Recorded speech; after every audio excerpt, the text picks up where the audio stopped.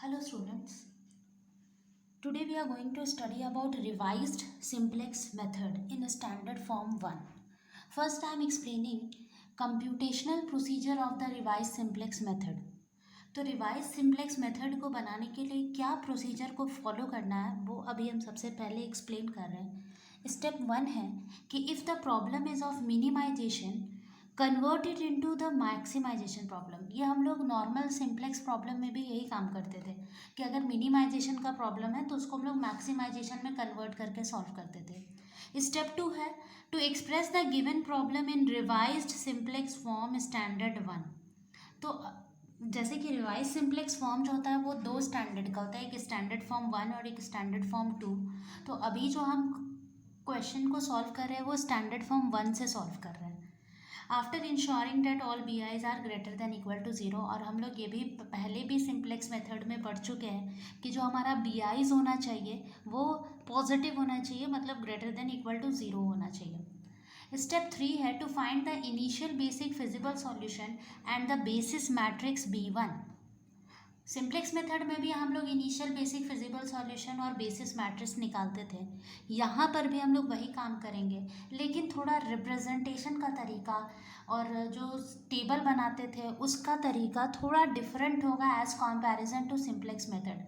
मतलब वहाँ के टेबल में मेरा सबसे पहले हम लोग लिखते थे सी, उसके बाद एक्स भी डिनोट करते थे, y1 y2 y3 y4, artificial variables slag variables ये सब को हम लोग इंट्रोड्यूस करते थे और उसके बाद हम मिनिमम रेशियो निकालते थे। यहाँ पे हम थोड़ा डिफरेंट तरीके से उसे एक्सप्रेस करेंगे, लेकिन अगर आप ओवरऑल जिसको सिम्प्लेक्स में अगर कमांड है वो रिवाइज सिम्प्लेक्स में भी आराम से कमांड कर लेगा, क्योंकि थोड़ा बहुत ओवरऑल जो प्रोसीजर है वो सेम ही है। तो इसमें हम लोग रिवाइज्ड सिम्प्लेक्स टेबल बनाएंगे। तो यहाँ पे हम लोग सबसे पहले कंस्ट्रक्ट करेंगे टेबल, और टेबल कंस्ट्रक्ट करने का कुछ प्रोसीजर इस तरह का रहेगा कि यहाँ पे हम लोग लिखेंगे वेरिएबल्स इन द बेसिस। तो वो होगा XB1 XB2 XBM, ऐसा करके ऐसे और कैरी फॉरवर्ड होता रहेगा। और उसके बाद हम लोग यहाँ पे निकालेंगे B1 का इन्वर्स। यहाँ पे हम लोग E1 लिखेंगे, B1 बीटा 1 ऊपर में पावर में 1, बीटा 2 2, बीटा M1, फिर सॉल्यूशन हम लोग XB ऐसा 1 लिखेंगे। उसके बाद फिर से हम लोग यहाँ पे आगे और काम करेंगे, YK निकालेंगे, YK ऊपर में 1 लिखेंगे is equal to B1 inverse alpha K1, फिर मिनिमम रेशियो निकालेंगे और इस तरह से यहाँ पे रिप्रेजेंट करेंगे। जैसे कि याद करिए आप लोग, सरप्लस वेरिएबल जब हम लोगों को इंट्रोड्यूस करना होता था तो हम लोग कंस्ट्रेंट्स में आइडेंटिटी मैट्रिक्स को ढूंढते थे। ठीक है ना, कि अगर आइडेंटिटी मैट्रिक्स मेरा बन गया तो हम लोग का मतलब काम हो गया, हम लोग को -m इंट्रोड्यूस करने का ज़रूरत नहीं होता था। ठीक है, तो यहाँ पर भी हम लोग आइडेंटिटी मैट्रिक्स ढूंढते हैं, तो उसी आइडेंटिटी मैट्रिक्स को हम यहाँ पे रिप्रेजेंट किए हुए हैं। ठीक है, उसके बाद हम लोग नेक्स्ट इसमें काम करते हैं test of optimality. Test of optimality कैसे टेस्ट होता है, इसके लिए हम लोग को डेल जे का ये फॉर्मूला को याद रखना होगा कि minus of first row of B1 inverse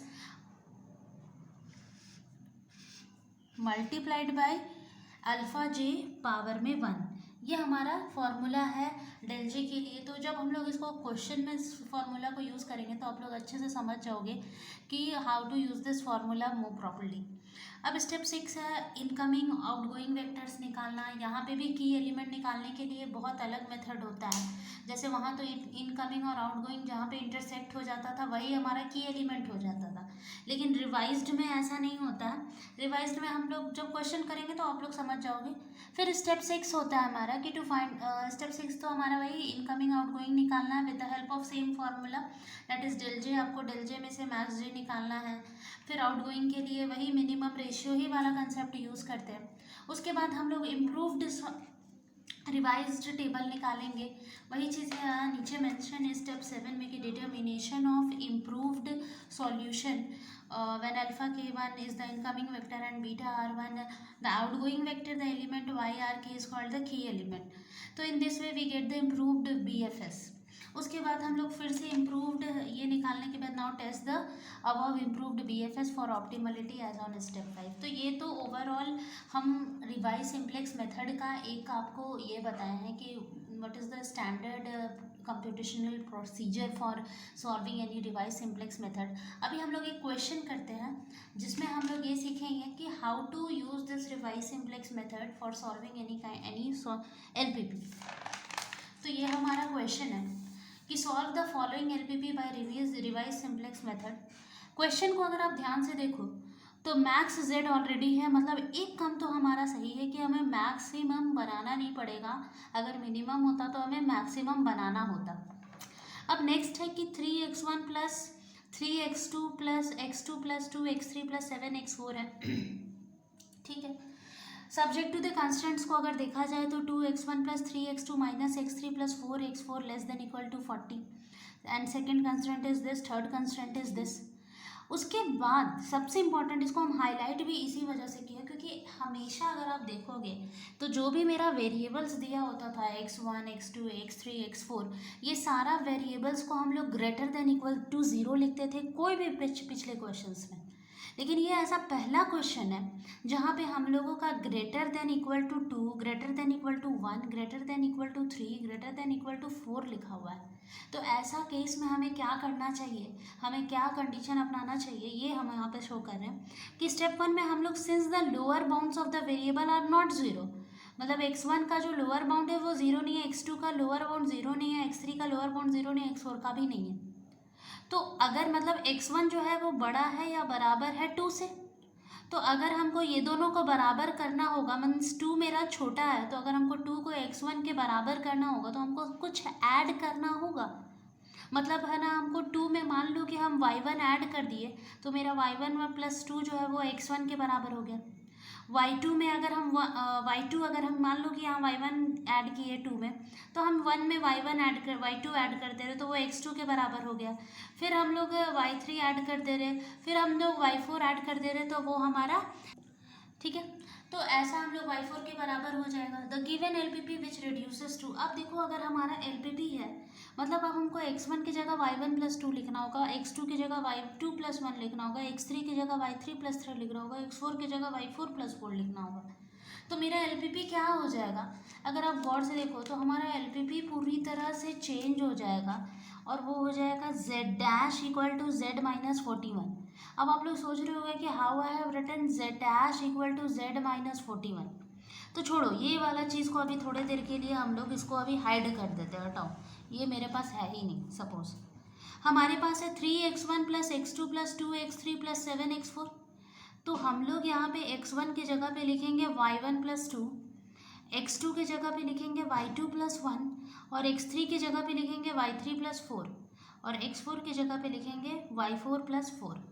अब जब इसको आप पूरा कैलकुलेट करोगे तो you will get 3y1 plus 6, 3 2 ज़ा 6, y2 plus 1, 2y3 plus 6 and plus 6 plus 7 y4 plus 28। Okay, तो उसके बाद हमारा z जो हो जाएगा 3y1 plus y2 plus 2y1 plus 7y4 plus 41 हो जाएगा। इसी 41 को हम यहाँ पे भेज दिए, ठीक है ना, और हमारा ये जो z माइनस 41 था उसको हम नया नाम दे दिए z डैश, और उसके लिए कंस्ट्रेंट्स हम लोग डाल दिए ये। तो ये काम किए हम लोग। तो ये सब जो थोड़ा थोड़ा छोटा छोटा स्टेप्स है, you should have to remember all these steps. उसके बाद अब देखिए हम लोग क्या करेंगे, अब नेक्स्ट में हमारा क्या काम होगा वो बहुत ज़रूरी है। Step 2, to express the LPP in revise simplex form. तो उसके लिए हमारा मैक्स z डैश तो ये हो गया, ये z डैश मेरा क्या है, z माइनस 41 के बराबर है, ये चीज़ को ध्यान में रखना है, ठीक है। तो हम लोग जस्ट हम इसी को देखो, यही z dash equal to 3y1 plus y2 plus 2y3 plus 7y4 है, हम इस पूरे टर्म्स को इधर ले आ रहे हैं, that is z dash minus 3y1 minus y2 minus 2y3 minus 7y4, ऐसे लिख दिए, ठीक है। उसके बाद हम लोग क्या करेंगे, इतना लिखने के बाद चूँकि हमारा कंस्ट्रेंट कितना है, क्वेश्चन में हमारा कंस्ट्रेंट्स कितना है, 1 2 3, तो हम लोग को यहाँ पे जो ये लेस देन इक्वल टू है, इसको इक्वालिटी में बदलने के लिए हमको 3 अलग से वेरिएबल का ज़रूरत पड़ेगा, ठीक है ना। पहले वाले कंस्ट्रेंट के लिए हम लोग y5 ले लेंगे, x5 ले लेंगे, दूसरे वाले के लिए चूँकि यहाँ y में चल कन्वर्ट हो गया तो हम y5 ही कहते हैं, y5 ले लेंगे पहले वाले के लिए, दूसरे वाले कंस्ट्रेंट के लिए हम लोग y6 ले लेंगे, और तीसरे वाले कंस्ट्रेंट के लिए हम लोग y7 ले लेंगे। अब क्वेश्चन ये उठता है कि y5 से क्यों शुरू किए, तो इसका सिंपल सा आंसर है कि मेरा x1 x2 x3 x4 already mentioned है, तो हम लोग y5 से ही ना शुरू करेंगे। ठीक है, तो हम क्या करेंगे कि जो मेरा ऑब्जेक्टिव फंक्शन है उस पर हम पहले ही से यहाँ पे +0 y5 +0 y6 +0 y7 इंट्रोड्यूस कर देते हैं। और अब मेरा जो कंस्ट्रेंट है वो क्या बदल जाएगा उसको देखते हैं। क्या हो जाएगा, मेरा क्वेश्चन क्या था, क्वेश्चन था हमारा ये हो जाएगा, क्वेश्चन है हमारा 2x1 + 3x2 - x3 + 4x4।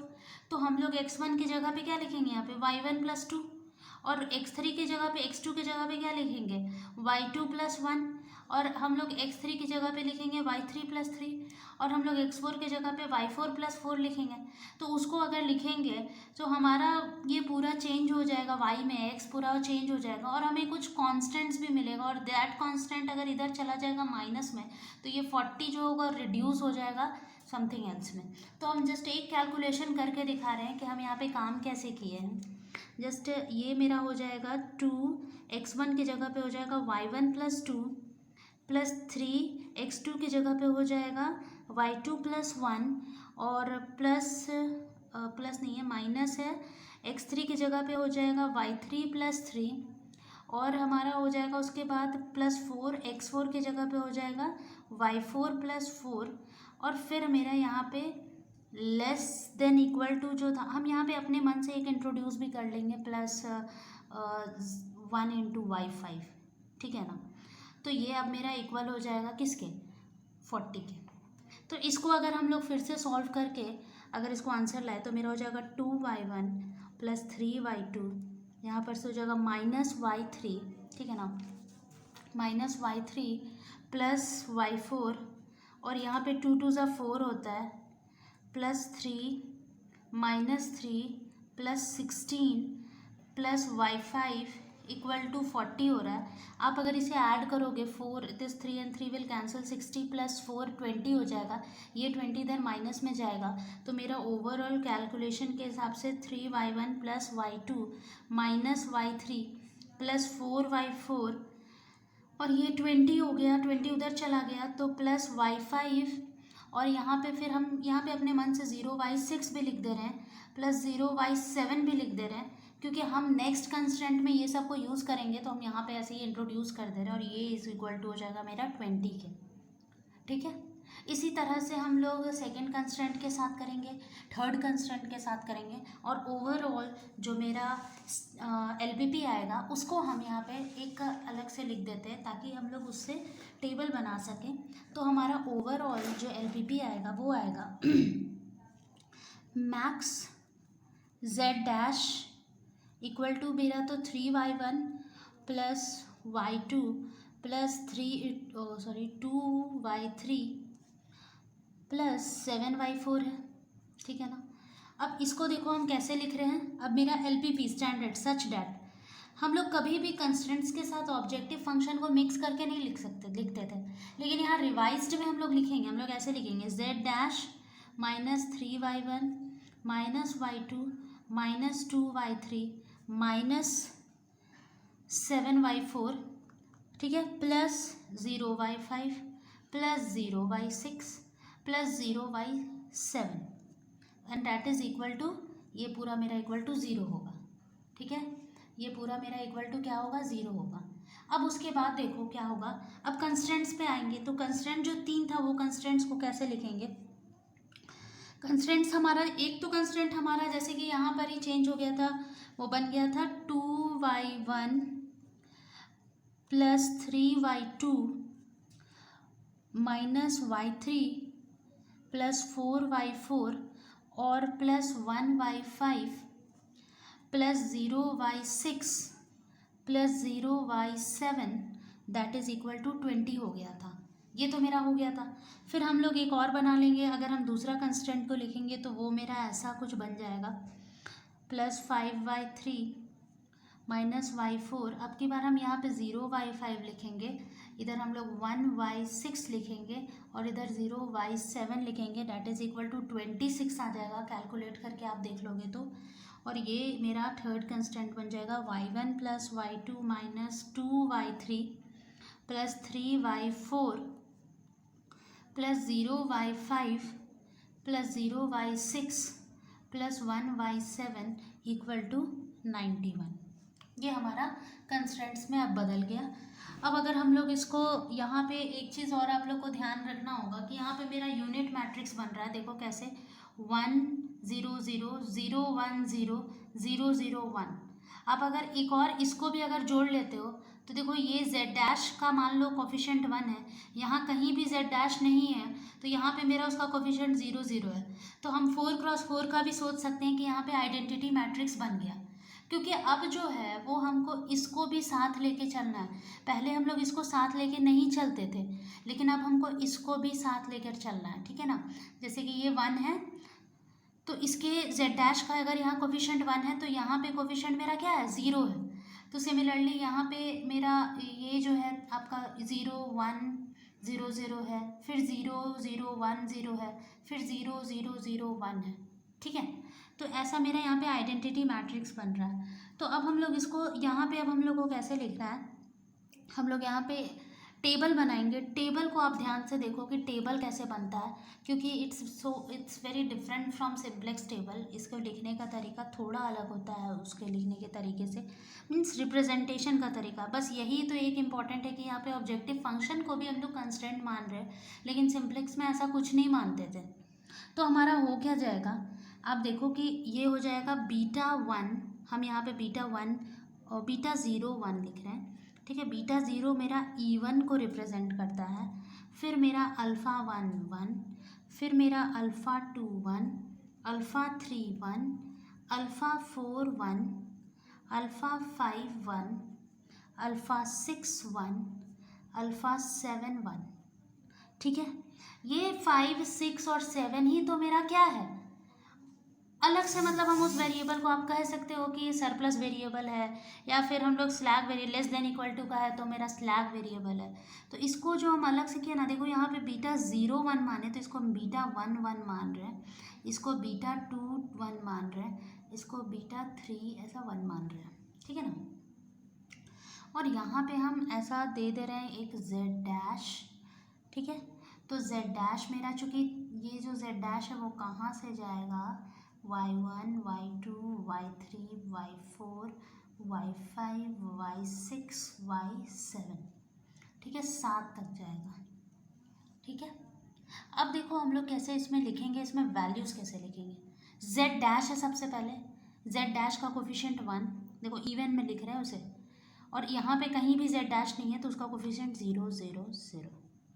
α1 -3 2 -2 1, α2 मतलब y2 -1 3 2 1, अल्फ़ा मतलब α3 1 मतलब y3 -2 4 -1 3, फिर यहाँ पे क्या हो जाएगा -7 1 0 नहीं -7 4 -1 3, ठीक है। ये एक जगह पे ना मतलब एक पूरा रेंज वे में लिखने से ज़्यादा अच्छे से आता है। फिर देखो 0 y5 को बस देखो 0 1 0 0 0 1 0 0, y6 देखा जाए तो 0 0 1 0, और y7 देखा जाए तो 0 0 0 1। तो दीज आर द, क्या हो गया मेरा ये मेरा हो गया आपका ये टेबल बन गया, ठीक है। ये इसको हम मैट्रिक्स में उस टेबल को रिप्रेजेंट कर दिए। तो ये सब याद रखना है कि how we I have written E1, α1 क्या है, α2 क्या है, α3 α4 अल्फ़ा, ये जो α5 से शुरू हो रहा है ये मेरा प्री डिफाइंड वेरिएबल्स नहीं है, ये बाद में डिफाइन हुआ है, ठीक है। तो यहाँ पे अगर हम लोग इज इक्वल टू क्या हो जाएगा, यहाँ पे हम लोग लिखेंगे ये जो वैल्यूज़ है हमारा, दिस इज इक्वल टू 0 20 26 और ये 20, तो ये मेरा हो जाएगा, यहाँ पे हम लोग लिखेंगे 0, 20, 26 और 91। ठीक है। अब हम लोगों का स्टेप 3 क्या होगा, ये तो हमारा टेबल बन गया। इस टेबल को यूज़ करके हम लोग स्टार्टिंग सिंप्लेक्स टेबल बनाएंगे।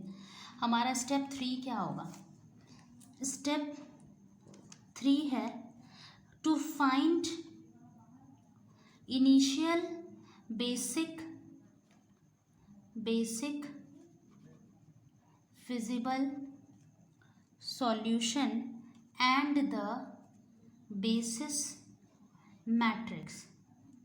इनिशियल बेसिक फिजिबल सॉल्यूशन और बेसिक मैट्रिक्स को फाइंड करना। तो देखो हमारा यहाँ पे क्या होगा, XB1 जो है इसी को हम लोग कहेंगे इनिशियल बेसिक। अब क्वेश्चन होता है कि XB1 क्या है, तो XB1 मेरा ये है जो यहाँ आया ना, वही मेरा इनिशियल बेसिक फिजिबल सॉल्यूशन कहलाएगा। इसको आप लोग ऐसे लिख दो 0, 20, 26, 91, यही मेरा कहलाएगा इज द इनिशियल BFS, यही मेरा इनिशियल बेसिक फिजिबल सॉल्यूशन कहेगा। और अब मेरा क्वेश्चन होता है कि चलो हम लोग को तो यहाँ पे बात की है दो चीज़ निकालने का ना, इनिशियल बेसिक फिजिबल सॉल्यूशन और बेसिस मैट्रिक्स।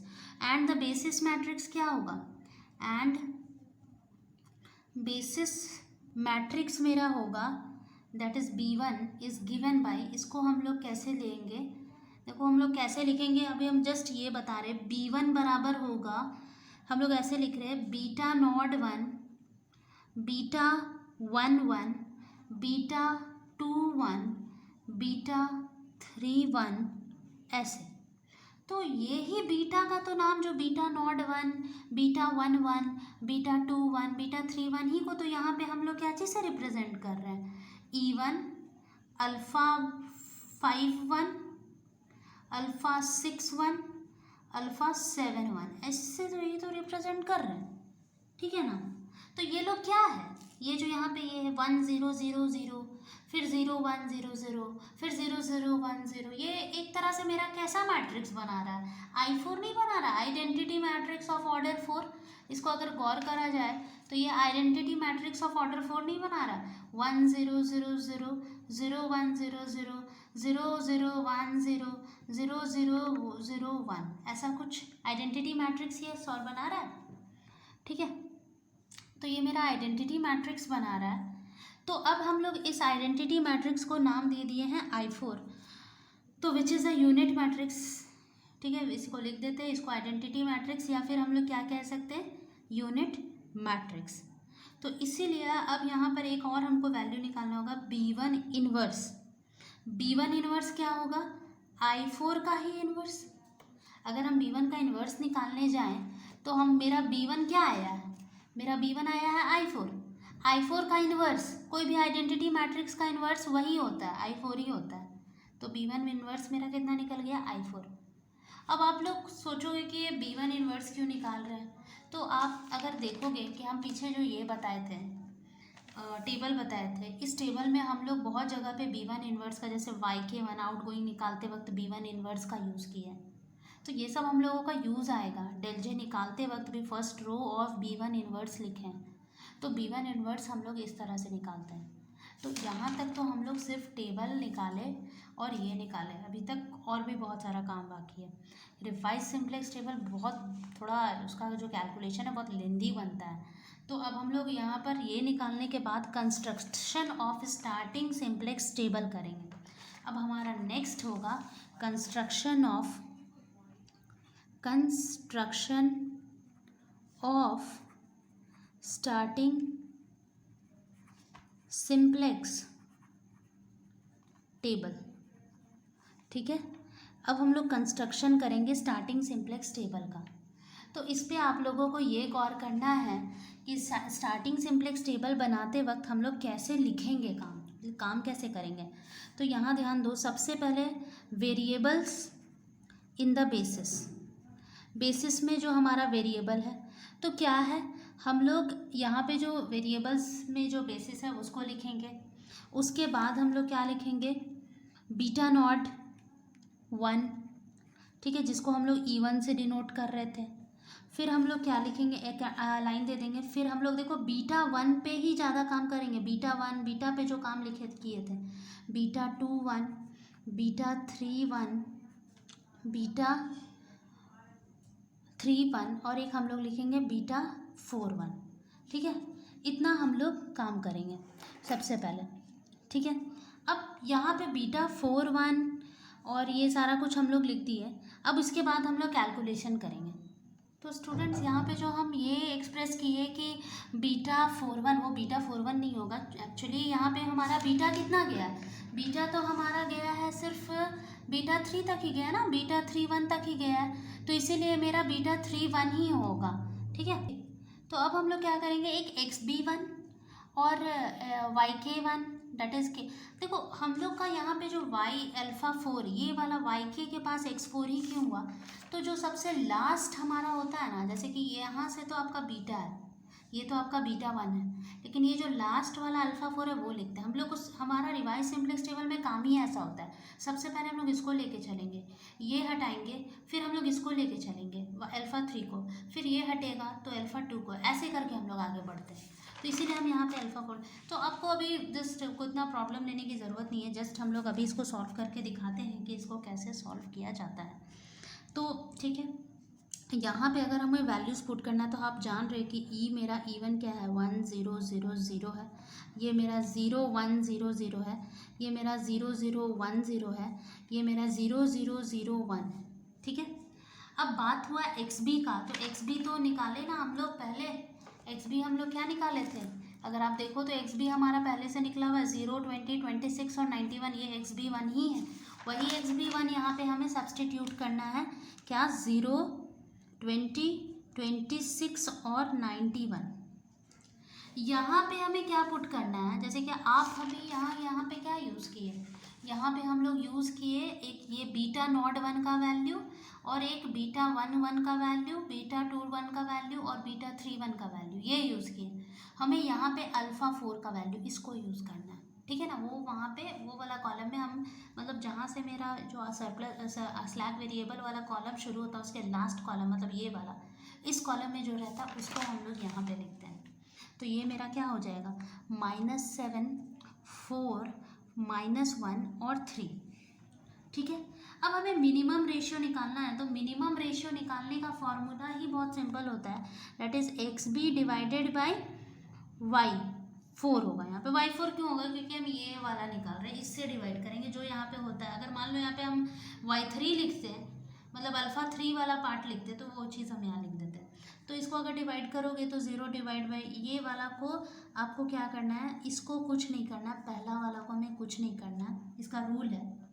यहाँ पे हम लोग उसको z डैश लिखते हैं, यहाँ पे हम लोग वही अल्फ़ा 5 है ना, तो उसको y5 लिख दे रहे हैं, y6 लिख दे रहे हैं सेकेंड वाले को, और इसको हम लोग y7 लिख दे रहे हैं। या फिर इसको एक और नाम दे सकते हैं, xb1 xb2 xb3। ठीक है, तो अब हम लोग इसको कैसे करेंगे, ये वाले को तो कुछ नहीं करना है, ये वाला ऐसा लाइन हो गया, इस पे हमें कोई काम नहीं करना है, ये वाले पे काम करना है। तो 20 डिवाइडेड बाई अगर हम लोग 4 करेंगे तो 5 आएगा, ये तो नेगेटिव आ रहा तो इसको छोड़ ही दो, और ये 91/3 आएगा। तो इसमें अगर हम लोग करेंगे तो ये बहुत बड़ा वैल्यू होगा, 30 समथिंग आएगा। तो सबसे स्मॉलेस्ट यही है, तो यही मेरा क्या होगा, आउटगोइंग वेक्टर होगा। आउटगोइंग वेक्टर जो होता है उसका जो y4 है, ये वाला जो पार्ट है, उसी को हम लोग की एलिमेंट मान लेते हैं। ठीक है, यही मेरा 4 जो हो गया है वो की एलिमेंट हो गया, आउटगोइंग का ही y4 को, इधर से कुछ नहीं चुनना है, बस यहीं से देख लेना है, वही मेरा की एलिमेंट हो गया। चलो अब यहाँ पे हम लोग टेस्ट ऑफ ऑप्टिमेलिटी करते हैं। अगर मेरा सारा नेगेटिव आ गया तो मतलब हमारा कैलकुलेशन ख़त्म हो गया, अब हमको आगे करने का कुछ भी ज़रूरत नहीं है।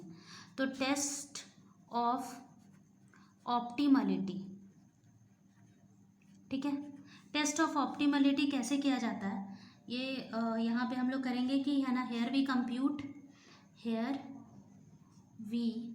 Compute del J for alpha j1, मतलब ये जो अल्फ़ा 5 अल्फ़ा 6 अल्फ़ा 6 है उसके लिए, नॉट इन द बेसिस, और जहाँ पर मेरा j जो होगा 1 2 3 4 नॉट इन द बेसिस, जो मेरा एक्चुअल वेरिएबल है वो तो है ही नहीं, नॉट इन द बेसिस, मतलब मेरा अल्फ़ा वन यहाँ तो है ही नहीं।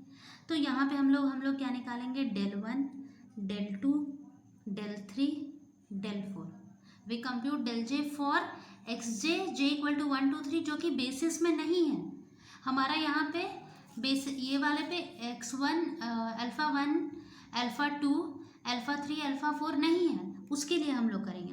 तो उसके लिए फॉर्मूला होता है minus of first row of B one inverse and उसके बाद हम लोग यहाँ पे इसको मल्टीप्लाई करेंगे अल्फ़ा वन वन से, अल्फ़ा टू वन से, अल्फ़ा थ्री वन से, अल्फ़ा फोर वन से। ठीक है, तो ये कैसे हो जाएगा, देखो first row of B inverse, तो बी इनवर्स का फर्स्ट रो क्या है हमारा 1 0 0 0, यही हमारा फर्स्ट रो है। तो इसको हम लोग लिखेंगे 1, बी इनवर्स हम लोग यहाँ पे भी निकाले हैं ना, आइडेंटिटी मैट्रिक्स है तो उसका फर्स्ट रो तो 1 0 0 ही होगा और उसका माइनस। अब उसके बाद हमको बोल रहा है अल्फ़ा वन वन, अल्फ़ा ये सारा वैल्यूज़ लिखना है। तो ये अगर हम वैल्यूज़ अगर हमको पीछे से लिखना होगा, यहाँ से हमें ये वाला वैल्यू लिखना होगा, ये alpha one, alpha two, alpha three, alpha four, तो ये वाला वैल्यू 3 2 -2 1 -1 3 2 1, ये पूरा वैल्यू लिखना होगा। तो इसको अगर हम लिख दें तो ये हो जाएगा 3 -3 2 -2 1 -1 3 2 1, फिर -2 -1 5 -2 -7 4 -1 3।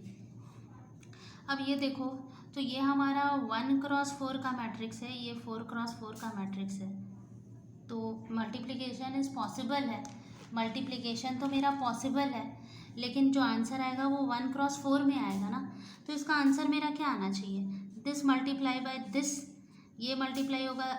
कैसे हम लोग मल्टीप्लिकेशन करते हैं, जो मेरा मल्टीप्लिकेशन का प्रोसेस है उससे मल्टीप्लिकेशन करेंगे, इसको मल्टीप्लाई करेंगे इससे तो -3 आएगा, फिर इसको मल्टीप्लाई करेंगे इससे तो -1 आएगा, फिर इसको मल्टीप्लाई करेंगे इससे तो -2 आएगा, फिर इसको मल्टीप्लाई करेंगे इससे तो -7 आएगा, और लास्ट में माइनस है तो सब माइनस क्या बन जाएगा, पॉजिटिव 1 2 7। तो इस तरह से मेरा del 1 का वैल्यू 3 आया, del 2 का वैल्यू 1 आया, और del 3 का वैल्यू 2 आया, और del 4 का वैल्यू 7 आया। सारा del j मेरा where all del j are positive आ गया।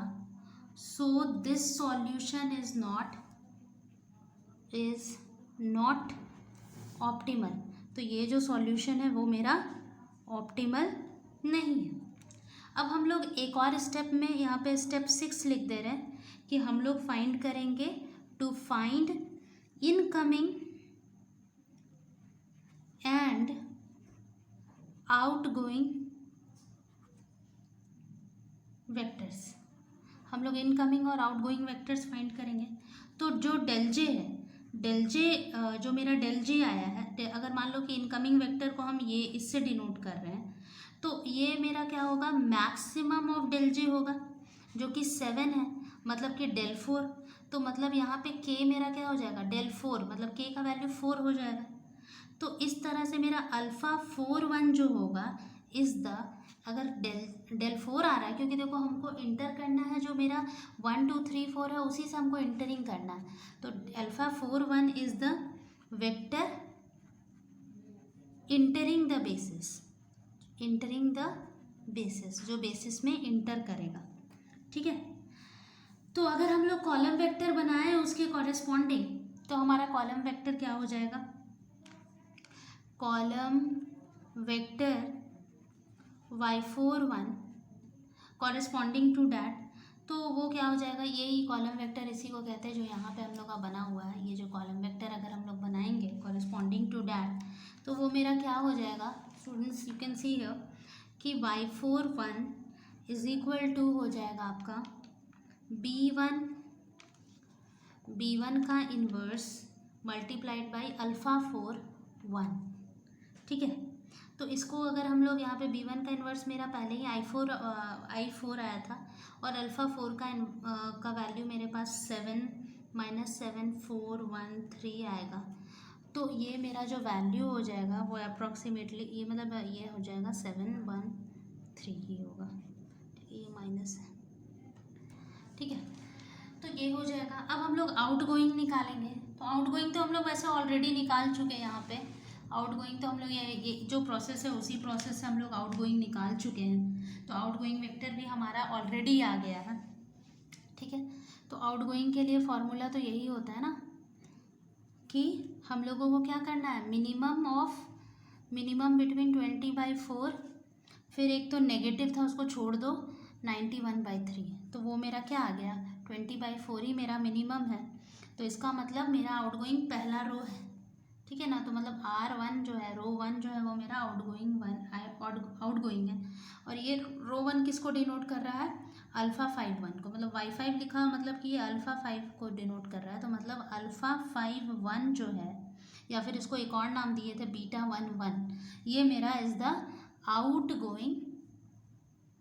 Outgoing vector.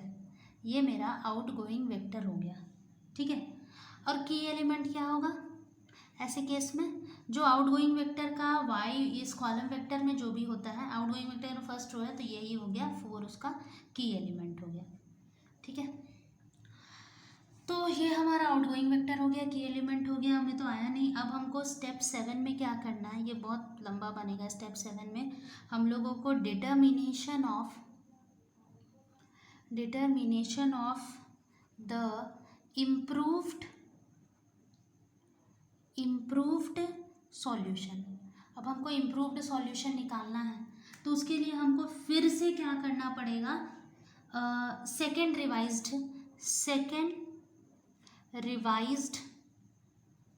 सिंप्लेक्स टेबल बनाना होगा। सेकेंड रिवाइज्ड सिंप्लेक्स टेबल बनाना होगा। यहाँ फिर से हम लोग क्या बनाएंगे स्टूडेंट्स, काइंडली बी अटेंटिव कि हम लोग कैसे काम कर रहे हैं। ये बहुत लंबा बनता ही है, इसका कोई उपाय नहीं है, इसको हम लोग ऐसे ही बनाते ही हैं। अब आपका आउट गोइंग Y5 हो गया है, और आउट गोइंग के बदले अंदर कौन आ रहा है, Y4। तो हम यहाँ Y4 लिख रहे हैं। Y6 और Y7 जैसा है वैसे ही रहेगा। अब मेरा ये XB1 हो गया, ये XB2 हो गया। मतलब नाम बस दे रहे हैं कि इसको ऐसे नाम से हम लोग पुकार सकते हैं। और ये मेरा XB3 हो गया। उसके बाद हम लोग क्या लिखेंगे, ठीक है, गौर करना है। अब मेरा चूंकि आउट गोइंग हो गया, α5 तो मेरा निकल गया है, और उसके बदले कौन आया है, उसके बदले हमारा β0 तो हो है ही पहले से E1 के फॉर्म में, लेकिन उसके बदले मेरा आया है α41, ठीक है। इसको हम लोग कुछ बीटा तो यहाँ पे दिए हैं, तो ये हो जाएगा। और उसके बाद ऐसा नहीं भी देते तो चलता, ये हो जाएगा α51 तो नहीं है, α61 हो जाएगा, और ये हो जाएगा α71, ठीक है, ठीक है। इसके बाद हम लोग क्या करते थे, जैसे कि यहाँ पे दिख रहा है XB लिखते थे, XB अभी भी लिखेंगे। फिर हम लोग क्या लिखते थे, YK1। और अब की बार यहाँ पे चूंकि 4 तो इंटर हो गया तो Y31 लिखा है, हम पहले भी बताए थे। तो ये हो जाएगा यहाँ पे हमारा हो जाएगा B1 इनवर्स, ये हो जाएगा α31। और फिर से हमें यहाँ पे क्या निकालना है, मिन रेशियो, ठीक है। तो अब हम लोग यहाँ पे वैल्यूज़ को रखते हैं। कैसे रखेंगे इसके वैल्यूज़ को, तो यहाँ पे की एलिमेंट वाला भी कंसेप्ट हमको लेके चलना पड़ेगा। वैसे तो ये जो मेरा वैल्यू है y4 ये ऐसा कुछ हम लोग सबको यहाँ पे हम लोग इंट्रोड्यूस कर दिए हैं, लेकिन हम लोग को यहाँ पे की एलिमेंट्स को भी लेके चलना होगा, ठीक है। और एक चीज़ और हमारा छूट गया, क्या छूट गया कि हम लोग ये वाला इंट्रोड्यूस करने से पहले ऊपर में z' लिखते थे, तो वो z' भी छूट गया। तो z' ऐसा करते इसको हम कट करके यहाँ पे लिख दे रहे z' y4 XB1, ठीक है, y6 XB2, और यहाँ पे लिख दे रहे y7 XB3, ठीक है। तो z' हमारा क्या हो जाएगा, वो 1, और उसके बाद जो वैल्यू था वो तो 0 0 0 ही होगा। उसके बाद देखिए यहाँ पे हम लोगों को क्या करना होगा, की एलिमेंट क्या था, की एलिमेंट क्या था हमारा, जो की एलिमेंट था उसी पे हम लोगों को काम करके इसको सॉल्व। ठीक है स्टूडेंट्स, तो यहाँ पे हम लोग क्या करेंगे, तो ये मेरा की एलिमेंट आया था, तो इसमें हम लोग इसको 1 करने के लिए क्या करेंगे, इस पूरे रो को ही हम लोग 4 से डिवाइड कर देंगे। पहले तो हम लोग है ना 4 से डिवाइड कर देंगे सेकेंड रो को, सेकेंड रो को 4 से डिवाइड करने के बाद हमारा क्या होगा वो देखते हैं। क्योंकि अब जो मेरा ये है यहाँ पे y3 है, तो फर्स्ट इस रो को अगर हम पूरा 4 से डिवाइड कर देंगे तो वो मेरा हो जाएगा 0 का 0 ही हो जाएगा, ये 1/4 हो जाएगा, ये 0 हो जाएगा, ये 0 हो जाएगा, और यहाँ जो XB की जगह जो 20 था वो 20/4 5 हो जाएगा। और एक चीज़ और, आप अगर देखोगे कि यहाँ पे x3 का वैल्यू क्या है, तो आप देखोगे कि x3 का वैल्यू 2 -2 4 -1 और 3 है। ठीक है ना, तो ये है हमारा x3 का नया वैल्यू, तो उसके हिसाब से ही हम लोग यहाँ पे काम करेंगे। ठीक है, तो ये उसके बाद ये हो गया। उसके बाद यहाँ पे एक चीज़ और देखना होता है कि हम लोगों को करना क्या होता है कि सबसे पहले तो हम लोग इसे डिवाइड करते हैं, जैसे कि इसको जस्ट हम एक समझने के लिए यहाँ पे इसको स्टेटमेंट में लिख देते हैं कि इसे हम लोग है ना कैसे यहाँ पे काम करना है। तो ये तो हम लोग फर्स्ट रो को 4 से डिवाइड कर दिए। अब हम लोग का देखो x3 जो है वो क्या था, क्वेश्चन में अगर देखो तो x3 अल्फ़ा 3 की जगह पे -2 फिर जाकर हमारा -2 यहाँ पे 1 था, -2 1 5, ये गलत हो गया है, 5 और 3 था, -2 था।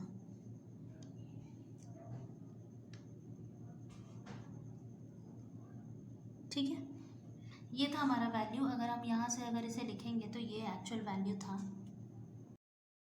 स्टूडेंट्स, तो यहाँ पे एक मिस्टेक था अल्फ़ा 3 1 लिखने पे, यहाँ पे -2 -1 5 और -2 होगा। अगर आप देखोगे कि y3 का, तो यहाँ पे y3 -2 है, फिर -1 है, फिर 5 है, फिर -2 है, तो हम इस फॉर्मेट में चले गए, तो इसीलिए ये चला गया और ये गलत हो गया। तो आप लोग भी कोशिश करना कि जब भी है ना कंस्ट्रेंट्स को लिखो तो एकदम लाइन वाइज लिखो, जैसे z' ऐसे लिखना, z' यहाँ होना चाहिए, यहाँ पे -3y1 होना चाहिए, यहाँ पे -y2 होना चाहिए, फिर -2y3 होना चाहिए, मतलब जैसे y3 पूरा एक लाइन पे, y2 एक लाइन पे, y1 एक लाइन पे, फिर आपका -7y4 होना चाहिए, फिर ऐसे ऐसे जाएगा 0y5, फिर 0y6, फिर 0y7 और लास्ट में दैट इज़ इक्वल टू 0। ऐसा मतलब एक लाइन पे लिखने से क्या होता है कि जो अभी मेरा मिस्टेक हुआ उस तरह का मिस्टेक नहीं होगा। ठीक है, तो यहाँ पे हम लोग को आराम से दिख रहा है कि z' के बगल में जो कोफिशिएंट है वो 1 है, तो वो पूरा ओवरऑल 1 चला गया, 1 0 0 चला गया। ये -3 2 -2 और 1 चला गया, उसी तरह से ऐसे ऐसे कैरी ऑन होता चला गया। ठीक है ना, तो अब हम लोग को क्या करना है नेक्स्ट स्टेप में, in order to bring alpha 4 1 in place of beta 1 is equal to alpha 5 1 in b1 we divide second row by 4। हम लोग सेकेंड रो को 4 से डिवाइड कर लिए, लेकिन ये अल्फ़ा 3 का प्लेस है, तो अल्फ़ा 3 में हम लोग क्या डालते हैं, क्या डालेंगे, -2 -1 +5 और -2। तो चूँकि ये मेरा यहाँ पे अगर -2 मान के चलो और यहाँ -2 मान के चलो, यहाँ -1, तो ये मेरा -1/4 हो जाएगा, डिवाइडेड बाई 4 हो जाएगा। चलो ये हो गया, क्योंकि अल्फ़ा 3 को हमको 4 से डिवाइड करना होगा। अब हमको बोल रहा है कि we divide second row by 4 and then add 7 1 and -3 times in first third and fourth row. मतलब जो फर्स्ट थर्ड और फोर्थ रो है, जैसे ये फर्स्ट है, ये थर्ड और फोर्थ रो है, तो पहले हमारा क्वेश्चन में क्या था, यहाँ पे -7 था, -1 था, -3 था, तो हम लोग क्या करेंगे, उन सभी रोज़ में हम लोग -7 टाइम्स को ऐड करते चले जाएंगे। ठीक है, फर्स्ट सेकंड थर्ड रोज़ में हम लोग -7 को ऐड कर देंगे, और उसके बाद जो हमारा वैल्यू होगा उसको हम लोग लिखेंगे एज, ये बन जाएगा मेरा 7/4, फिर हो जाएगा मेरा 0 0, ये हो जाएगा 35, इसका वैल्यू 35 हो जाएगा, और इधर हो जाएगा -15/4। अब ये क्वेश्चन हो रहा है कि है ना -15/4 कैसे होगा। तो यहाँ पे आप देखिए कि यहाँ पे क्या है हमारा, ये है -7 है, यहाँ पे α3 की जगह पे -2 है, ठीक है, -2 है। तो यहाँ पे -2 था, अब यहाँ पे बता रहे कैलकुलेशन के -2, और हमको बोल रहा है प्लस करने 7 टाइम्स ऑफ दिस। तो अगर इसका हम 7 टाइम्स को ऐड कर देंगे, 7 टाइम्स ऑफ माइनस, तो ये तो माइनस में तो ये माइनस हो जाएगा, तो 4 2 ज़ा 8, और ये भी आपका -2 है, तो यहाँ पर भी माइनस होगा। तो इसको जब इस कैलकुलेशन को जब आप लोग करोगे तो ऑब्वियसली -15/4 ही आंसर आएगा। उसी तरह से ये, तो फिर हम लोग नेक्स्ट क्या करेंगे, मतलब यहाँ पर जो वैल्यू है, यहाँ पे जो वैल्यू है उसका हम लोग यहाँ पे ऐड कर देना। तो ऐड कर दिए, ये आ गया। सिमिलरली यहाँ पे वैल्यू है 5, तो हम लोग क्या करेंगे 7 टाइम्स जो है, इसका 7 टाइम्स है उसको हम लोग यहाँ पे ऐड कर देंगे। तो इसका 7 टाइम्स है 35, वो ऐड हो गया।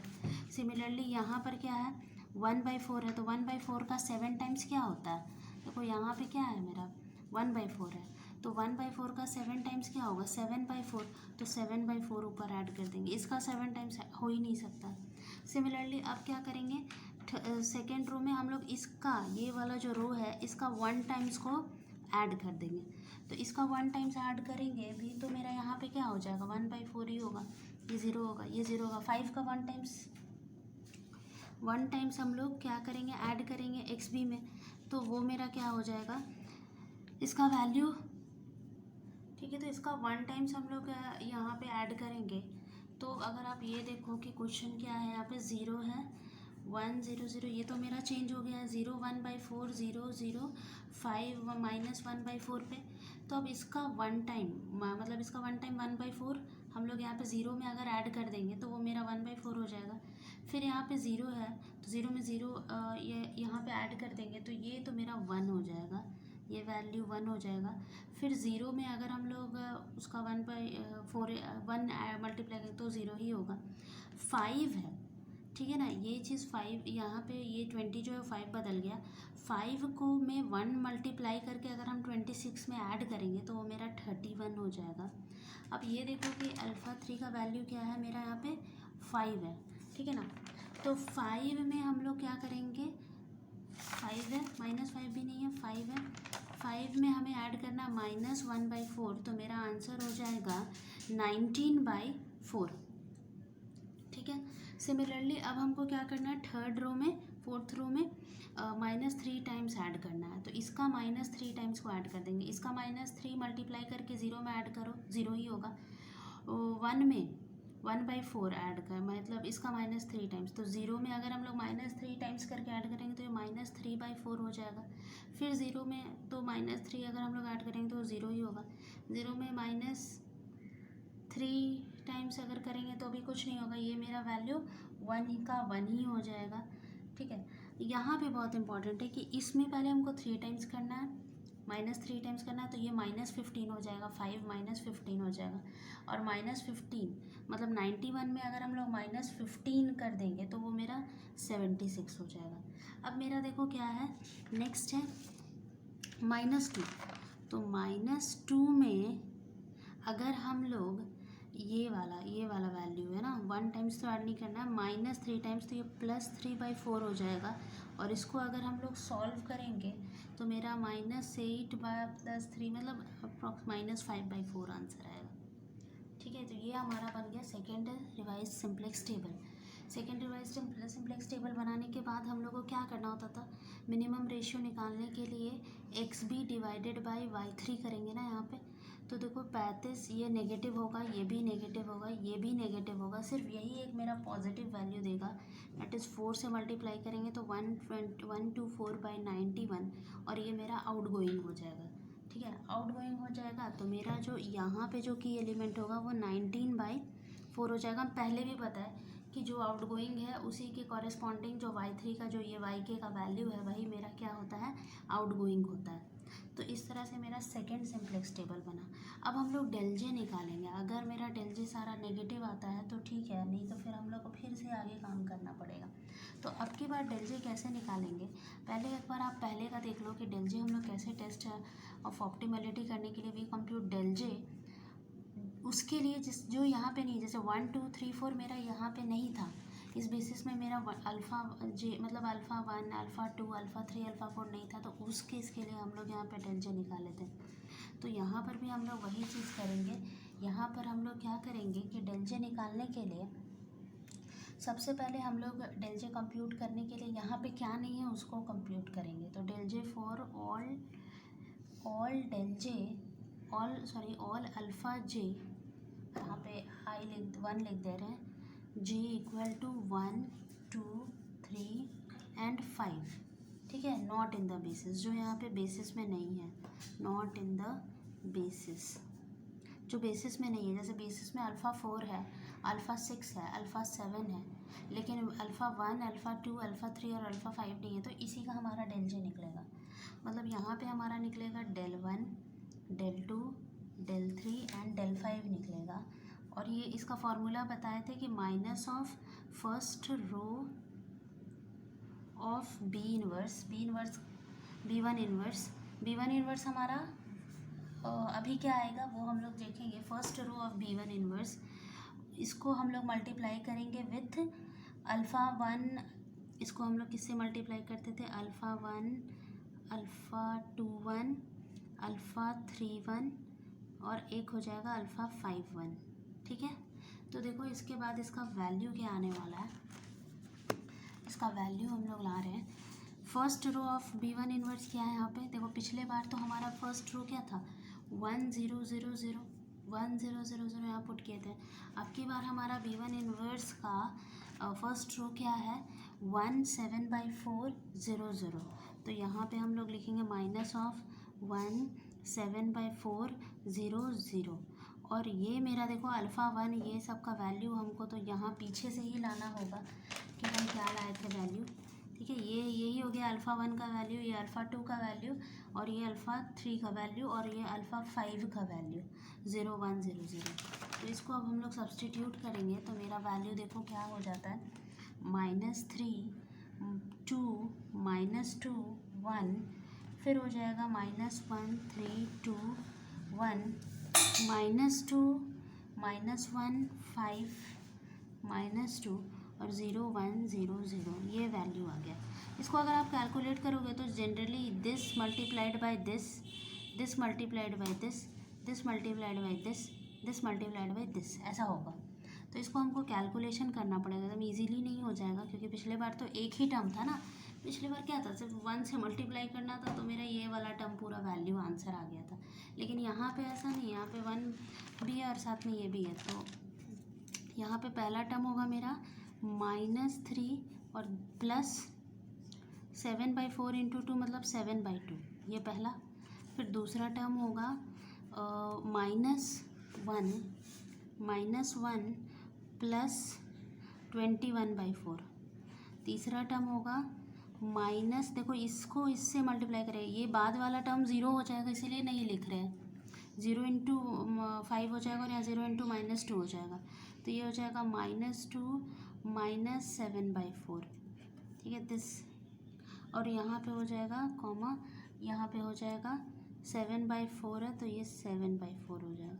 बाहर माइनस भी है लेकिन उस पर भी काम करेंगे। तो ये देखो इसका कैलकुलेशन हो जाएगा अप्रॉक्सीमेटली, इसका वैल्यू देखो माइनस, ये हम माइनस को अब अंदर ले जा रहे हैं, तो ये -1/2 हो जाएगा।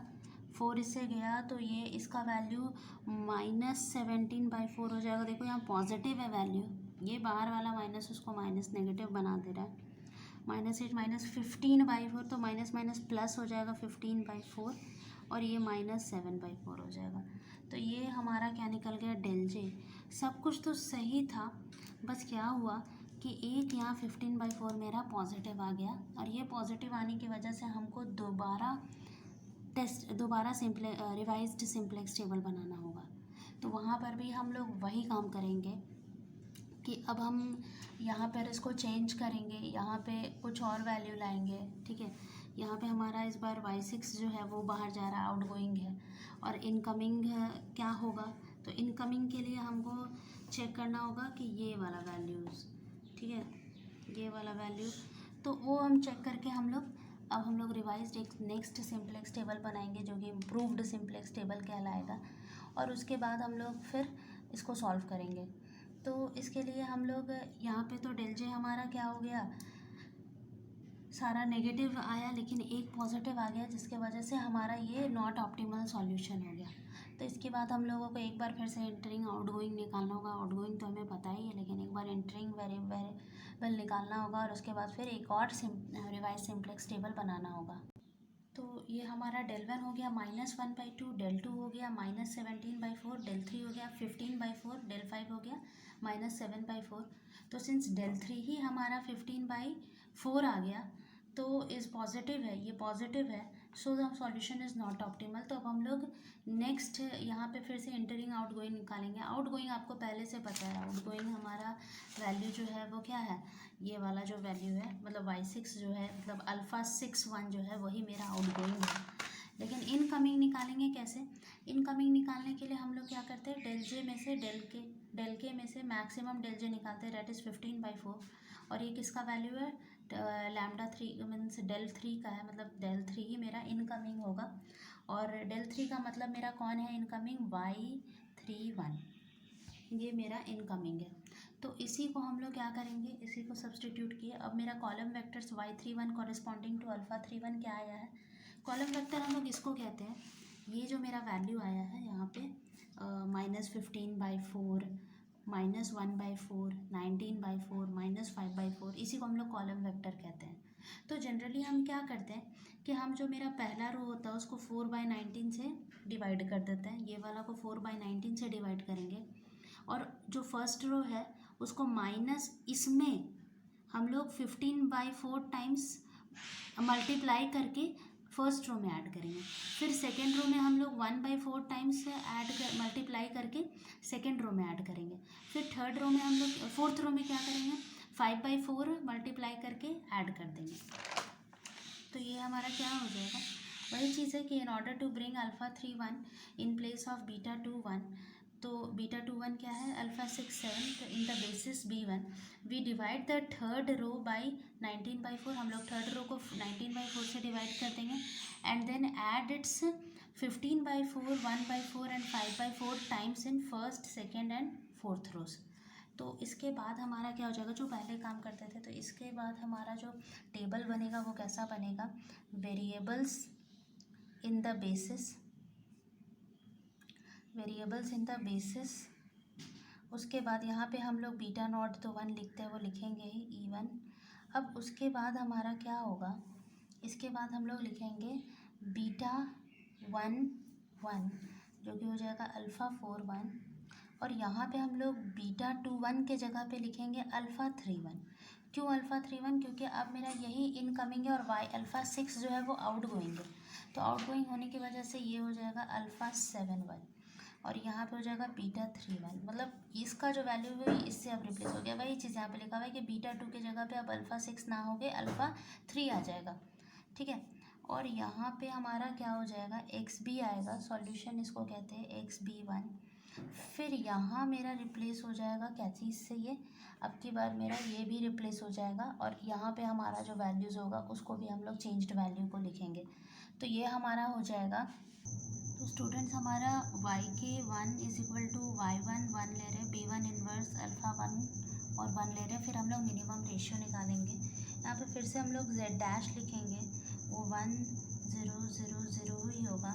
यहाँ पे ऐसे से इसको डॉटेड लाइन से इसको सेपरेट कर देंगे। ये Y4 लेंगे, अब की बार Y3 लेंगे, क्योंकि Y6 ही आउटगोइंग है, और मतलब अल्फ़ा 6 7 आउटगोइंग, और उसके बदले मेरा अल्फ़ा 3 आ रहा है, तो इसलिए हम यहाँ Y3 नाम से उसको रिप्रेजेंट किए, और यहाँ Y7, इसको हम लोग XB1 भी बोलते हैं, XB2, और ये मेरा हो गया XB3, ये इसका अनदर नेम है। अब हम लोग इसका वैल्यूज़ को रखेंगे, बहुत सावधानी से काम करना होगा, क्योंकि हम लोग को करना क्या है कि सबसे पहले हम लोगों को तो थर्ड रो को 19/4 से डिवाइड करना है। तो थर्ड रो को अगर हम लोग 19/4 से डिवाइड करें तो हमारा क्या हो जाएगा वैल्यू, थर्ड रो हमारा, ये फर्स्ट है, सेकंड है, ये थर्ड रो है, इसे हमें 19/4 से सबको डिवाइड करते हुए चलना, 19/4 से डिवाइड करना है। तो 19/4 से डिवाइड करना मतलब 4/19 करना, तो 4/19 अगर हम यहाँ सब जगह मल्टीप्लाई करेंगे तो यहाँ तक तो वैल्यू मेरा क्या हो जाएगा, ये हो जाएगा आपका 1/19, ये हो जाएगा 4/19, ये हो जाएगा 0 और ये हो जाएगा 124/19। लेकिन स्टूडेंट यहाँ पे इसको डिवाइड करके 1 मत लिख देना, क्योंकि यहाँ पे अब मेरा अल्फ़ा 1 आ गया। तो अल्फ़ा 1 में हमारा वैल्यू क्या है, अल्फ़ा 1 में अगर आप देखो क्वेश्चन में, तो अल्फ़ा 1 में हमारा -2 है।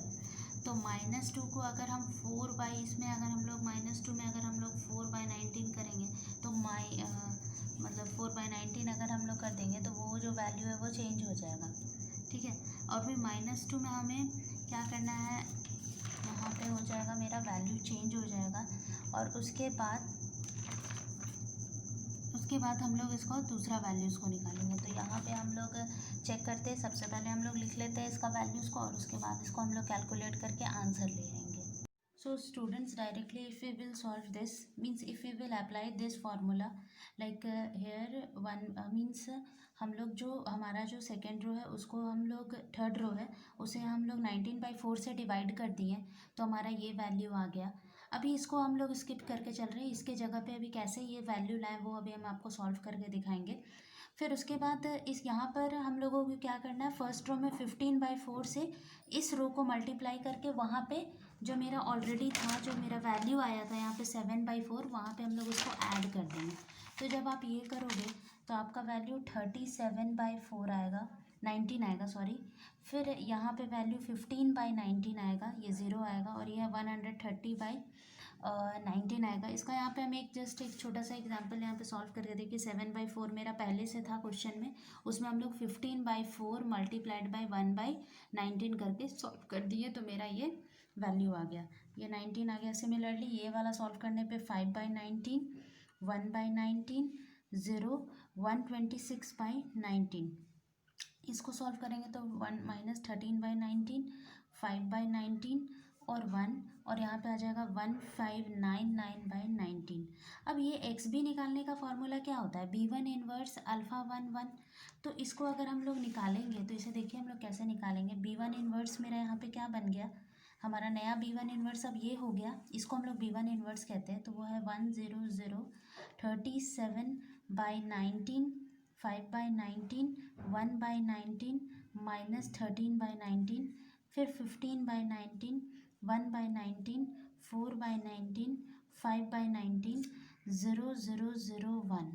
और यहाँ पे अगर हम लोग ये डाल देंगे तो क्या हो जाएगा, अगर हम लोग यहाँ पे अल्फ़ा 1 का वैल्यू डाल देंगे तो हमारा अल्फ़ा 1 का वैल्यू है, ये सिंपल यहाँ पे एक हम कैलकुलेशन करके दिखाए हैं, इसका रफ कैलकुलेशन यहाँ पे करके दिखाया है कि अगर ये पूरा को इसको मल्टीप्लाई करेंगे तो -3 2 -2 1, -3 2 -2 1। अब इसको अगर हम लोग कैलकुलेट करेंगे तो मेरा value this multiply by this, that is -3 + 2 × 37/19 -30/19 + 0 हो जाएगा।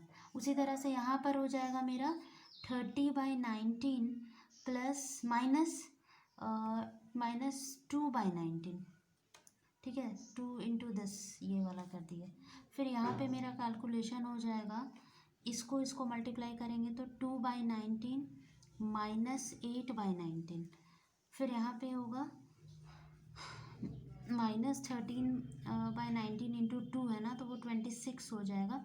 और इधर हो जाएगा दिस -10/19 + 1। अब इसको अगर हम लोग कैलकुलेट करेंगे तो मेरा जो वैल्यू आएगा वो वैल्यू बराबर होगा, इसका वैल्यू -6/19 हो जाएगा। तो यही यहाँ पे -6/19 लिखा हुआ है। इसका वैल्यू अगर आप इसको सॉल्व करोगे तो 5/2 यहाँ 10 होगा, 8/19 होगा, तो यहाँ पे वैल्यू 8/19 हो गया। इसको अगर आप सॉल्व करोगे तो -13/19 आएगा, तो यहाँ पे हम -13/19 लिख दे रहे हैं।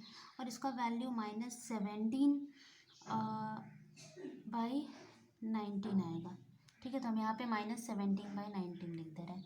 अब फिर से अगर हम मिनिमम रेशियो निकालेंगे तो चूंकि ये नेगेटिव है, ये नेगेटिव है, ये नेगेटिव है, तो मेरा वैल्यू पूरा नेगेटिव आएगा। तो मिनिमम रेशियो मेरा यहीं पे आने वाला है। ये दोनों को डिवाइड करेंगे तो मेरा मिनिमम रेशियो 36/4 आएगा, 63/4 आएगा ये दोनों को डिवाइड करने से। और यही मेरा आउटगोइंग होगा और ये मेरा हो जाएगा की एलिमेंट। ठीक है, ये की एलिमेंट हो गया, ये आउट गोइंग हो गया। अब उसके बाद हमें डेल का वैल्यू निकालना होगा। तो यहाँ पे हम लोग टेस्ट क्या करेंगे, स्टेप 11 में हो जाएगा टेस्ट, स्टेप 11 में हो जाएगा test of optimality, test of optimality for the solution. तो सॉल्यूशन के लिए ऑप्टिमलिटी टेस्ट करेंगे। तो यहाँ पे हम लोग del J for all alpha j निकालेंगे 1, जहाँ पे मेरा जे आएगा 1 2 5 6। क्यों? क्योंकि मेरा ऑलरेडी यहाँ पे क्या है, अल्फ़ा 4 है, 3 है, 7 है। तो 3 4 7 को एक्सेप्ट करके जो भी आएगा, नॉट इन द बेसिस, जो कि मेरा बेसिस में नहीं है।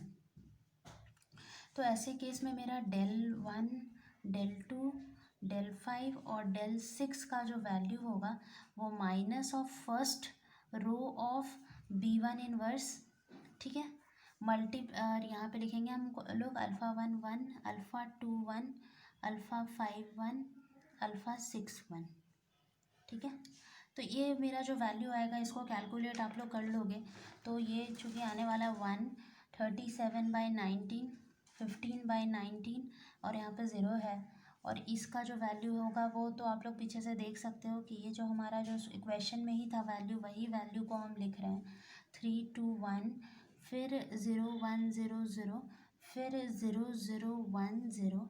और इसको अगर आप सॉल्व करोगे तो वो आ जाएगा लगभग में 13/19 माइनस 122/19 माइनस 37/19 और माइनस 15/19। तो ये हमारा डेल जे का वैल्यू आ गया। तो मेरा अभी भी ऑप्टिमल सॉल्यूशन नहीं आया, क्योंकि मेरा सारा all del j's is not greater than zero, ये नहीं है। सारा del j is greater than, मतलब सारा डेल जे जो इसमें सेंस एक डेल सॉरी ये हम लोगों का एक डेल वन जो है उसका वैल्यू ग्रेटर देन ज़ीरो आ गया सिंस। तो ये हो गया, so this is not optimal, this is not optimal. अब ये ऑप्टिमल नहीं है तो हमें फिर से इसको सॉल्व करना होगा, फिर से हमें इंटरिंग और आउट गोइंग निकालना होगा। तो इंटरिंग और आउट गोइंग क्या होगा, इस बार हम लोग मिनिमम रेशियो निकाल के तो हम लोग आउट गोइंग निकाली। तो स्टूडेंट्स यही हमारा हो गया, ये तो हमारा हो गया। इसको अगर हम लोग कैलकुलेट किए तो हमारा वैल्यू 13/19 माइनस 122/19 माइनस 37/19 माइनस 15/19 आया। तो चूँकि एक पॉजिटिव की वजह से ऑप्टिमल हुआ। अब हम इंटरिंग और आउट गोइंग को ढूंढेंगे। तो हमारा डेल जे में सबसे मैक्सिमम वैल्यू यही है, तो हमारा डेल वन ही क्या हो गया, आउट गोइंग हो गया, इनकमिंग हो गया। और अगर हमें y1 निकालना है, मतलब कॉलम वेक्टर निकालना है, तो वो तो हम ऑलरेडी यहाँ पे कैलकुलेट करके निकाल चुके हैं। 8 माइनस 13/19, 8/19 माइनस 6/19 माइनस 7/19, तो वही चीज़ यहाँ पे पुट कर दी है। अब हमें फिर से एक और टेबल बनाना होगा। स्टेप हमारा 13 में जाएगा, to find the improved solution. फिर से हम लोग निकालेंगे to find the improved solution. हम लोग वापस से इसमें इम्प्रूव्ड सॉल्यूशन निकालेंगे और उसके लिए हम लोग फिर से टेबल बनाएंगे और फिर से कैलकुलेशन करेंगे। तो स्टूडेंट्स हम लोग क्या करेंगे यहाँ पे, इन ऑर्डर टू ब्रिंग, अब हमारा जो आउट गोइंग है उसको निकाल देंगे, मतलब ब्रिंग अल्फ़ा 1 अब हमें लाना होगा, क्योंकि हमारा इनकमिंग वेक्टर जो है वो 1 ही है, अल्फ़ा 1 ही था यहाँ पे, जैसे 13/19 आ रहा था, तो यही अल्फ़ा 1 ही मेरा इनकमिंग वेक्टर होगा। तो उसे हमें लाने के लिए आउट गोइंग को बाहर निकालना होगा। और आउट गोइंग मेरा अल्फ़ा 4 था, y4 था। यहाँ पर देखो कि ये जो हमारा y4 है, ये जो अल्फ़ा 4 को दिखा रहा है, यही मेरा आउट गोइंग है। तो इसको हमको हटा के यहाँ पे अल्फ़ा 1 यहाँ पे सब्सटीट्यूट करना होगा। तो हमारा जो टेबल बनेगा वो कैसा टेबल बनेगा, यहाँ पे हम लिखेंगे वेरिएबल्स इन द बेसिस में वेरिएबल्स को लिखेंगे। फिर हम लिखेंगे beta Nord 1 that is E1, फिर तुम्हारा बीटा 1 1, अल्फ़ा 1 का 1, फिर यहाँ पे बीटा 2 1, अल्फ़ा 3 1, फिर बीटा 3 1, यहाँ पे हम लोग लिखेंगे अल्फ़ा 7 1। उसके बाद हम लोग यहाँ पे जो निकालते थे सॉल्यूशन XB, तो ये हमारा तो Z डैश ही होगा। यहाँ पे हमारा y1 हो जाएगा, ये y3 हो जाएगा और ये y7 हो जाएगा। ये हो जाएगा XB1, ये हो जाएगा XB2 और ये हो जाएगा XB3, ठीक है। यहाँ पे ये जो वैल्यू होगा 1 0 0 0 ही होगा। अब हम लोगों को चूँकि सॉल्व करना है, आप जान रहे कि हमें क्या करना है, सेकेंड रो को 8/9 से डिवाइड करना है। तो जो पहले से मेरा ये जो रो था इसको अगर हम 8/9 से डिवाइड करेंगे तो क्या बन जाएगा, सेकेंड रो को करना ना 8, सेकेंड रो को हम लोगों को किससे डिवाइड करना है, 8/9 से, तो मतलब कि 19/8 से, तो 5/8 हो जाएगा ये 5/8 हो जाएगा, ये 1/8 हो जाएगा, ये 0 हो जाएगा, ये 1/4 हो जाएगा, ये 1/4 ये भी हो जाएगा, ये 0 हो जाएगा, ये -1/8 होगा। मतलब इसके हिसाब से काम करना है, 13/19, 6/19, इससे अगर हम लोग काम करेंगे 3/8 हो जाएगा, और ये 1 हो जाएगा, ये 19/8 हो जाएगा, ये 7/8 हो जाएगा, और ये 0 हो जाएगा। उसके बाद इसको निकालने के लिए हम लोग वही काम करेंगे, यहाँ पे एक्स बी का वैल्यू निकालना है, तो एक्स बी के लिए भी वही काम करेंगे जो हम लोग करते हैं कि ये जो वैल्यू है उस पर अगर हम लोग इसका वैल्यूज़ को पुट करेंगे तो मेरा जो वैल्यू आएगा, मतलब एक्स बी निकालना जैसे पहले हम लोग काम करते थे वैसे ही करते थे। जैसे कि ये है आपका, ये आपका पहले से दिया हुआ था 1130/19, तो इस पे हम लोग क्या ऐड करेंगे, इस पे हम लोगों को है ना इसके हिसाब से काम करना है। जैसे ये है तो 13/19 को, जैसे कि इसको हम सॉल्व करके दिखाते हैं ग्राफ में कि 1130/19 है। अब हमको इसको क्या करना है, हमें हमें क्या करना है कि जो हमें फर्स्ट रो है उसमें 13/19 टाइम्स मल्टीप्लाई करके, इसमें जो 13/19 टाइम्स आपको मल्टीप्लाई करके, पहले तो हम लोगों को इसी क्वेश्चन में 124/19 है, तो इसको अगर हम लोग अगर 8/19 से डिवाइड करेंगे तो 124/19 हमारा क्या हो जाएगा, 124, अगर हम लोग यहाँ पे 124/8 करेंगे तो हमारा वैल्यू हो जाएगा 30, 124/8 करेंगे तो हमारा वैल्यू हो जाएगा, इसको अगर हम लोग कैंसिल आउट करेंगे तो हमारा वैल्यू हो जाएगा। यहाँ पे हम लोगों को क्या करना है कि सेकेंड रो को 8/19 से डिवाइड करना है, तो यहाँ सेकेंड रो मेरा 126/19 है, तो अगर हम लोग 126/19 को अगर 19/8 से ऐसे डिवाइड करेंगे तो ये कैंसिल होगा। इसको अगर हम लोग 4 के टेबल से करें तो ये हमारा हो जाएगा 4 की टेबल से, ये अगर हम लोग इसको कैलकुलेट करें तो 4 की टेबल से तो जाएगा नहीं, 2 का टेबल से करेंगे तो 63/4 हो जाएगा, तो ये हमारा हो जाएगा 63/4। सिमिलरली ऊपर के कैलकुलेशंस को अगर हम करेंगे तो ये मेरा 23/2 आएगा, ये 393/4 आएगा, और ये हमारा 281/4 आएगा। और अब हम अल्फ़ा 1 तक पूरा वैल्यूज़ को ले चुके हैं, इसीलिए अब हम लोग कोई भी वैल्यू, अब एक्स्ट्रा वैल्यूज़ को नहीं लेंगे, अब हम लोग डायरेक्ट यहाँ पे कंप्यूट करेंगे, ऑप्टिमलिटी टेस्ट चेक करेंगे। तो स्टूडेंट्स अगर आप देखोगे तो यही होता है तरीका, डेल वन मतलब यहाँ पे मेरा पीछे वाले रो में 2 4 5 6 नहीं था, तो वही हम लोग डेल 2 डेल 4 डेल 5 डेल 6 निकालेंगे, first row of B inverse multiply करेंगे विथ अल्फास, तो ये मेरा कैलकुलेशन होने के बाद हो जाएगा -1 19/8 7/8 और 0, और इसका अगर हम लोग इसके साथ करेंगे तो -1/3 2 1 -7 4 -3 0 1 0 0 0 0 1 0, इसको अगर आप कैलकुलेट करोगे तो you will get the answer minus इतना -13/8 -19/8 और -7/8। तो यहाँ पे मेरा सारा डेल जे जो है वो लेस देन 0 है, so the solution is optimal. So मेरा सॉल्यूशन ऑप्टिमल हो गया, और ऑप्टिमल होने के साथ डेल वन का वैल्यू -63/8 है, डेल टू का वैल्यू, डेल टू नहीं यहाँ पे, तो स्टूडेंट्स यहाँ पे क्या हो जाएगा हमारा, डेल टू का वैल्यू -63/8, डेल फोर का वैल्यू -13/8, डेल फाइव का वैल्यू -19/8 और डेल सिक्स का वैल्यू -7। तो हमको डेल फाइव और डेल सिक्स का वैल्यू चाहिए नहीं, तो इस तरह से मेरा y1 का वैल्यू ही आया।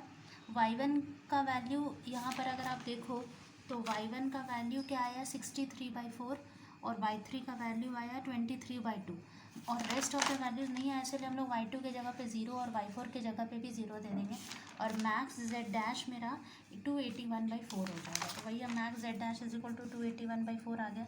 अब चूँकि y1 तो हम लोग माने थे, तो अगर हम x1 का वैल्यू लेंगे तो वो y1 + 2 होता है, तो ये 71/4 हो गया, मतलब 63/4 अगर आप 2 ऐड करोगे तो ये आ जाएगा। x2 आपका y2 + 1 था तो 1 ही हो जाएगा, x3 आपका y3 + 3 है, तो इस पे अगर हम 3 ऐड करेंगे तो 29/2 हो जाएगा, और x4 आपका 0 है, तो अगर हम लोग 0 + 4 करेंगे तो वो मेरा 4 ही हो जाएगा। और मैक्स जेड का वैल्यू हम लोग कैसे निकालेंगे, मैक्स जेड डैश में अगर हम लोग प्लस कर देंगे 41 तो वो मेरा, इस तरह से स्टूडेंट्स अगर हम लोग मैक्स जेड डैश के वैल्यू में 41 ऐड करेंगे मीन्स मैक्स जेड डैश की वैल्यू हमारा क्या है 281 + 4, तो इसमें अगर हम 41 ऐड करेंगे तो 445/4 आ जाएगा और यही हमारा एग्जैक्ट आंसर है। तो स्टूडेंट्स यहाँ पे हम एक बहुत जो क्वेश्चन लिए, थोड़ा लेंदी क्वेश्चन ले लिए। हम जान रहे हैं कि ये अगर आप लोग का एग्ज़ाम में आ जाएगा तो ये बना पाना इन मतलब जो लिमिटेड टाइम इंटरवल पे तो वो बहुत मुश्किल है, लेकिन ये हम लोग जस्ट यहाँ पर हम लोग नॉलेज देने के लिए कि कैसे यूज़ किया जाता है, इसीलिए हम ये लंबा क्वेश्चन लिए हैं। इसमें जैसे कि हमारा डेल जे निकालने के लिए minus of first row of B 1 inverse, फिर ये लिखते हैं, फिर कैलकुलेट करके कैसे वैल्यूज़ निकालते हैं, फिर हमें एक्स बी निकालने के लिए क्या काम करना होता है। जनरली हम जो यहाँ पे एक्स बी निकाले, यहाँ पे जो एक्स बी हमने निकाला वो किस कंसेप्ट से निकाला, कैसे हमने यहाँ पर एक्स बी निकालते वक्त ये एक्स बी निकालते वक्त हमने ये b1 इन्वर्स और फिर इसको इनटू करके कैसे इसको सॉल्व किया, वही चीज़ हम अगर आप पहले भी करोगे यहाँ पर भी अगर आप निकालते वक्त एक्स बी निकालते वक्त वही काम करोगे तो भी हो जाएगा। कभी कभी होता है कि कोई शॉर्ट ट्रिक से भी आपका आंसर आ जाता है, तो यहाँ तो आंसर आ गया, क्योंकि आंसर आने का मेन वजह भी कुछ था कि यहाँ पे हमारा मैक्सिमम जो ये बेसिस मैट्रिक्स था उसमें यही वैल्यू था, तो उस हिसाब से यहाँ पे आंसर आ गया। लेकिन आप हर जगह सोचोगे कि हम वही काम करके अगर आंसर ले आए तो नहीं आएगा, तो हम लोगों को यही फार्मूला ही अप्लाई करना होगा कि first row of B inverse में हम लोग ये alpha 1 alpha 2 alpha 3 alpha N ये सब मल्टीप्लाई करके आंसर निकालेंगे। तो ठीक है स्टूडेंट्स, इसको एक बार आप लोग प्रैक्टिस करके देखोगे और अगर कुछ भी डाउट होता है तो वो हमसे पूछ सकते हो। Thank you.